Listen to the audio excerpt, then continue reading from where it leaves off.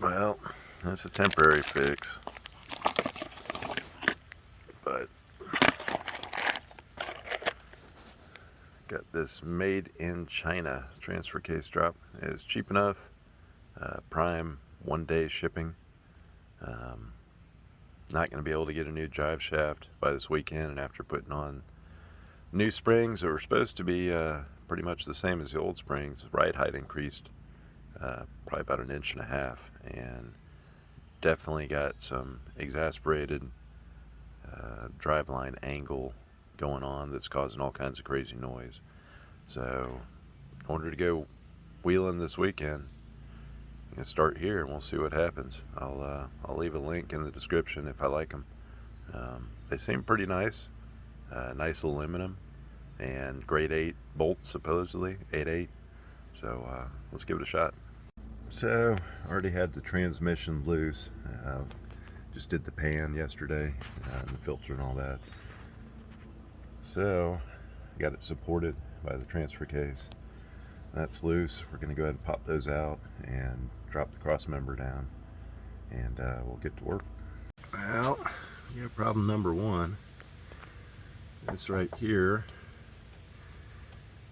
is a frame reinforcement, and it makes it to where I can't get two nuts on there in order to use one as a jam nut.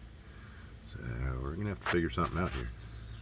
Well, I'll be damned, it worked. Took two nuts, shaved them down thin, just enough to where I could get a grip on the inside one, tighten the outside one with a socket. I was able to pull that sucker out after a little bit of heat.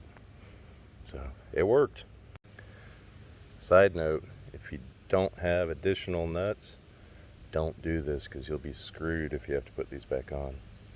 So, because it's quite possible you'll tear them up when you're grinding them down. Yeah, that nut was staying on there, and that thing was coming out. So, both of them pulled.